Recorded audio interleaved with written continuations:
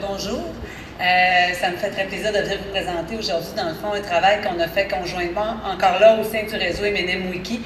Et je vous rassure tout de suite, nous allons arriver à l'heure pour la pause. Moi et Sylvie, on s'est donné un petit mandat. Alors, ça va rouler, je parle vite, ça va bien aller. Ce qui est arrivé, dans le fond, dans le cadre des travaux autour du Charcot-Maritou avec les ergothérapeutes, mais aussi avec la clinique Marie-Enfant, on a commencé à discuter et on s'est aperçu qu'il manquait d'outils cliniques standardisés, d'une batterie d'évaluation standardisée en Charcot-Maritou.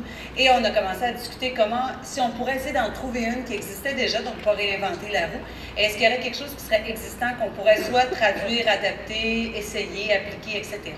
Donc, est arrivée, dans le fond, la découverte de l'échelle du Charcot-Maritou Pediatric Scale. Dans le fond, donc, que je vais vous parler aujourd'hui dans le fond, et je vais parler plus du développement de la batterie, et Sylvie va vous parler dans le fond de l'application clinique. Donc, comme on en a entendu parler, la maladie de Charcot-Maritou est une maladie, ce sont un groupe de maladies à évolution lente. Il y a différents types de CMT, ce qui rend aussi difficile la comparaison entre les différentes formes de CMT. Et ça, tout à l'heure, on va y revenir, l'avantage d'utiliser cette échelle-là. Il y a un affaiblissement progressif des muscles, on a entendu l'évolution lente et l'espérance de vie qui est normale. Il n'y a aucun traitement curatif pour l'instant. Par contre, il y a plusieurs essais cliniques qui se multiplient et l'équipe, dans le fond, qui a développé le Pediatric Charcot-Maritou Scale, ils sont arrivés devant des essais thérapeutiques et il n'y avait aucune échelle de mesure pour évaluer la gravité de la maladie ou la réponse au traitement. Et quand on parle d'essais cliniques, c'est aussi les essais cliniques en termes d'orthopédie, en termes médicamenteux, en termes d'intervention en ergo ou en physiothérapie. Il n'y avait pas d'échelle qui allait évaluer de façon standardiser la réponse à nos interventions. Donc, c'est une équipe au départ qui était australienne, mais qui fait partie d'un consortium international qui a développé une échelle qui visait à évaluer la gravité de la maladie chez les enfants, chez une population de 3 à 21 ans. C'est une échelle qu'on appelle multidimensionnelle, vous allez voir tout à l'heure, qui comprend 11 items et qui a un score de 0 à 44. Donc, pour développer cette échelle-là, dans le fond, il y a vraiment eu un travail exhaustif de l'équipe de recherche en Australie, qui ont défini le construit. Ils ont généré des items pour chacune des atteintes présentes en Charcot-Maritou, à l'aide de recensions des écrits, mais à l'aide d'un grand consensus d'experts avec 23 experts internationaux et aussi avec l'utilisation d'études pilotes pour aller voir si effectivement ça fonctionnait bien auprès des enfants atteints de Charcot-Maritou. La cotation, dans le fond, il y a différents items, vous allez les voir tout à l'heure, mais ce qui est intéressant, et je vais juste partir du dernier point, c'est-à-dire que ça donne des scores Z. Alors, vous allez voir, c'est très facile, vous rentrez vos scores dans un petit programme informatique qui maintenant fonctionne très bien. On a eu des petits bugs au départ. Il fonctionne très bien, il est accepté par le RTSS et dans le fond, on est capable de l'utiliser. Vous les rentrez et ce que ça vous donne automatiquement, c'est une comparaison avec l'ensemble de leur base de données en CMT, donc ils ont une grosse base de données en CMT, mais aussi avec la comparaison avec des enfants de sexe et d'âge similaires. Donc, ça permet vraiment de comparer l'enfant par rapport à lui-même, mais par rapport aussi à une donnée normative, donc qui nous permet de prendre en compte deux réalités. Les domaines d'évaluation, maintenant, on va voir des systèmes au niveau de la force musculaire, de la dextérité, de la sensibilité, de la marche, de l'équilibre et des fonctions motrices. L'administration, dans le fond, il y a une formation qui est nécessaire. Dans le fond, la formation, c'est la lecture du guide de formation. Et j'ai visité le site pour redonner la formation. Et maintenant, il y a des vidéos qui démontrent chacune des tâches du CMT. Donc, c'est vraiment convivial comme formation. Malheureusement, on n'a pas besoin d'aller en Australie pour se former. On est un peu déçus, moi et Sylvie. On aurait aimé ça pouvoir justifier ça comme vacances d'été. Ça ne fonctionnera pas. Ça peut être administré par un physiothérapeute, un ergothérapeute, un neurologue ou un autre professionnel de la santé dûment formé. Ça prend autour de 25 minutes. On verra dans l'application clinique si c'est réel. Je passe rapidement les qualités métrologiques, mais brièvement, ils ont fait une panoplie, ils ont décrit une panoplie de qualités métrologiques. Ce que ça nous dit, c'est que ça représente bien le CMT. C'est que si un évaluateur ou un autre évaluateur le passe, on va avoir le même résultat. Et en dedans d'une période de 2 semaines, on va avoir le même résultat chez un enfant si on ne croit pas que sa condition va avoir changé. Donc ça, c'est important parce que si on veut s'assurer que si on voit un changement, c'est un réel changement, c'est les qualités qu'on doit avoir besoin dans un outil. Donc, l'échelle, vous avez une première section qui présente le profil du patient. Je vous présente rapidement les items. Sylvie va vous en parler aussi. Donc, on a des tests de dextérité manuelle, on a des tests de dextérité fine, on a la force de préhension avec le CITEC, qui est un outil spécifique. On est en train de regarder son adéquation au Canada. La flexion plantaire est aussi mesurée. On a la dorsiflexion. On a la sensibilité au toucher avec des pinpricks, qui sont des neurotypes spécifiquement, et on va aller évaluer la sensibilité aux membres inférieurs. On a la vibration. On a plusieurs sous-items de l'échelle BOT, qui est le Bruni-Ozoretsky Test of Motor Proficiency, qui est un test qui est régulièrement utilisé en pédiatrie par les physiothérapeutes. Et dans le fond, il y a une série d'items qu'on doit performer au sein de l'échelle. Donc, je vous en montre quelques-uns, mais vous avez évidemment plusieurs tests qui vont aller challenger l'équilibre et la marche chez ces clientèles-là. Donc, la marche sur la pointe des pieds, la marche sur les talons, la marche régulière.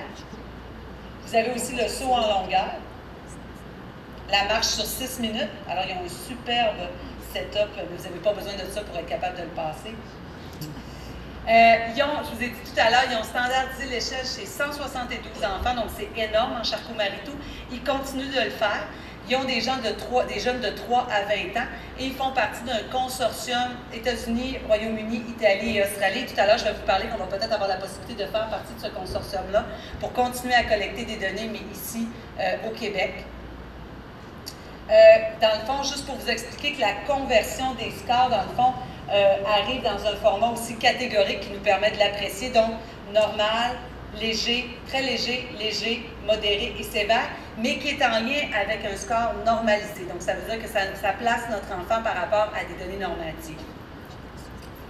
Ce que vous avez à faire, dans le fond, quand vous passez l'échelle, vous allez sur ce site web-là et vous avez, dans le fond, une feuille de score. Je m'excuse, la photo, j'ai essayé de l'améliorer. Mais dans le fond, vous avez un petit picto pour chacun des items. Vous inscrivez le score et lui génère automatiquement le score que vous inscrivez dans le dossier, dans le fond, dans la feuille de cotation papier. Donc, vous avez vraiment quelque chose qui est assez simple à faire. Maintenant, ce qui est intéressant, c'est qu'on a réussi à avoir, tout à l'heure, vous avez vu le logo de la Rare Disease Foundation. C'est une petite fondation qui donne des micro-subventions pour différentes choses. Mais entre autres, ce qu'elle nous a permis présentement, c'est de faire la traduction renversée parallèle du guide d'administration de l'échelle. Donc, c'est un travail en collaboration avec le Dr. Burns, qui est l'auteur principal de l'échelle, avec le Centre Marie-Enfant, avec le groupe de recherche et avec Dr. Rami Massy, qui est à l'hôpital neurologique de Montréal. Et dans le fond, on s'est fixé un objectif qu'en juin 2015, vous auriez la version à jour de cette échelle-là, qui est sans frais, il faut le dire. On peut l'utiliser sans frais, c'est un autre avantage. Il faut acheter le matériel standardisé. Sylvie va vous en parler. Mais on s'est fixé qu'en juin 2015, vous auriez accès à la version validée en français de cette échelle-là.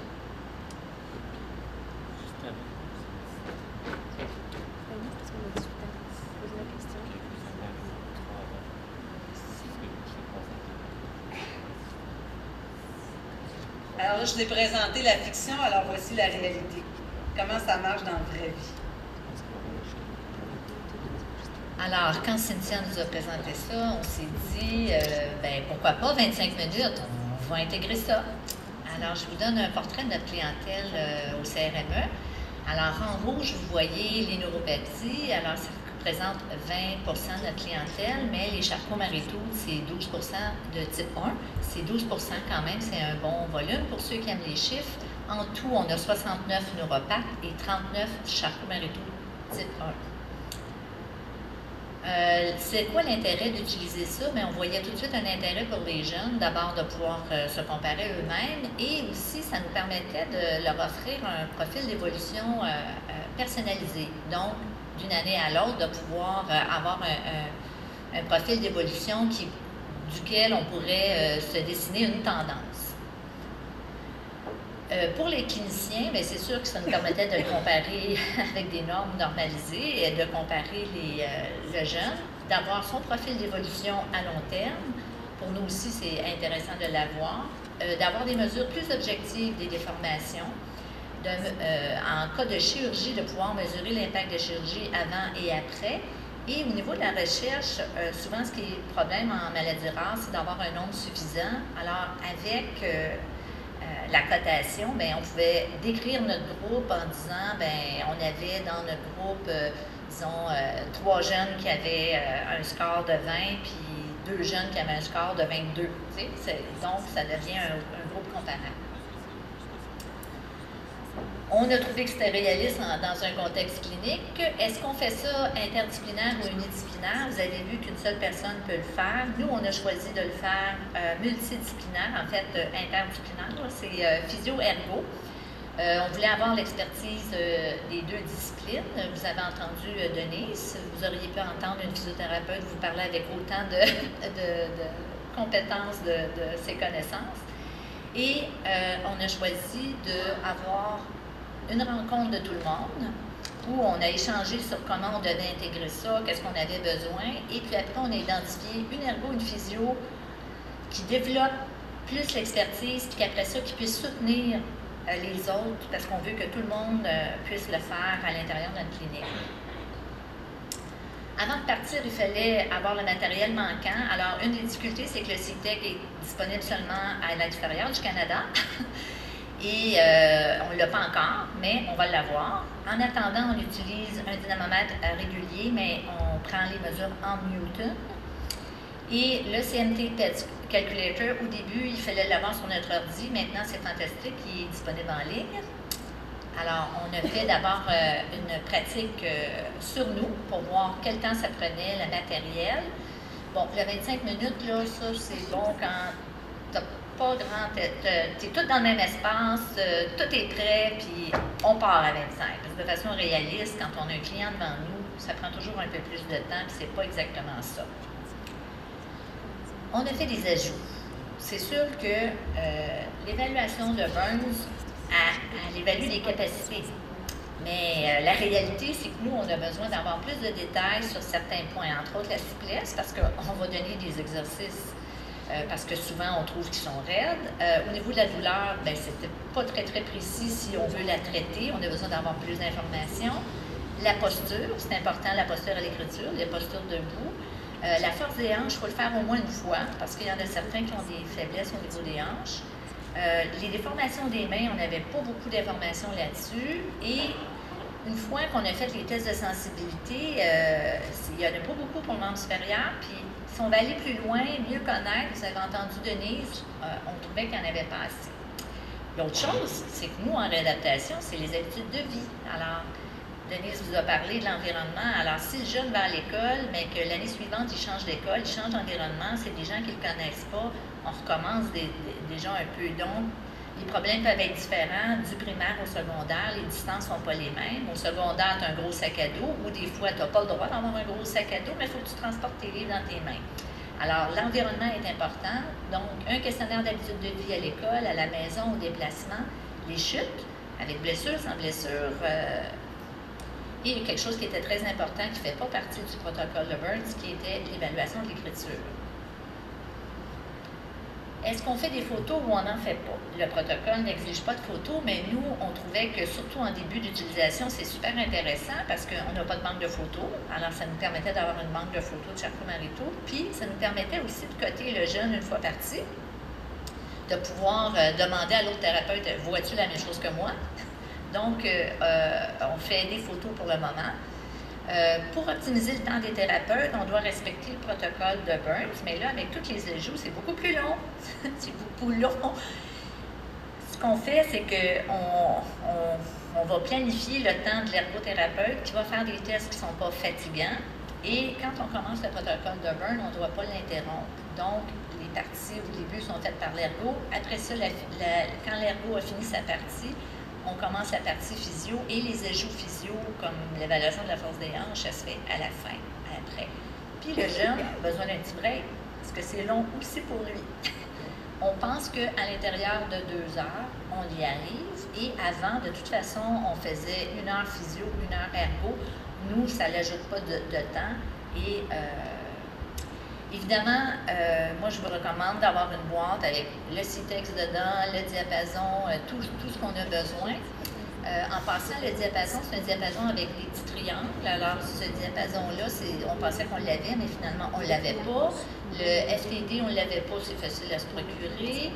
le 6-minute walk test, on l'avait. Alors, dans le fond, vous regardez ce qui vous manque, puis les neurotypes, c'est disponible sur Amazon.com pour 20 pour une boîte. En passant, les enfants n'aiment pas la piqûre. Ça, c'est le constat. Fait que prenez des gants blancs quand vous commencez avec ça. Commencez vraiment, il faut qu'ils puissent expérimenter. Alors, c'est parti. On a déjà commencé à faire des recommandations. On l'a utilisé pour un projet de danse qui a lieu actuellement pour des neuropathes. Et je vous invite à aller voir leur affiche. C'est l'affiche du projet pilote, mais actuellement, il y a un projet de recherche pour les neuropathes en danse et ça a été l'outil d'évaluation qu'on a pris. On a commencé à le mettre à l'horaire, à l'utiliser. Au niveau de la fréquence de passation, compte tenu de l'évolution, c'est peut-être pas nécessaire de le faire à chaque année. Aux 2 ans, c'est probablement suffisant pour avoir un bon portrait du profil d'évolution. Entre ça, il peut y avoir des visites en physiatrie pour vérifier les orthèses et les besoins musculo-squelettiques. Maintenant, il nous reste à peaufiner notre formulaire, partager l'expertise à toute l'équipe. On ne l'a pas encore utilisé pour un jeune qui va être opéré, mais le prochain qui va avoir une chirurgie, on va le faire avant et après. Et Denise en a beaucoup parlé, l'aspect psychosocial, c'est important pour cette clientèle-là et il faut trouver une façon de l'intégrer parce que c'est jamais un besoin qu'ils vont nommer.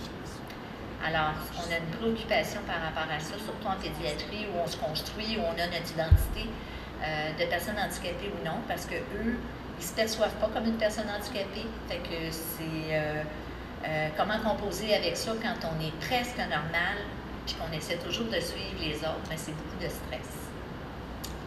Donc, c'est un beau projet d'équipe. Ça nous a aidé à bâtir les connaissances et à bâtir encore et à améliorer le pronostic du jeune.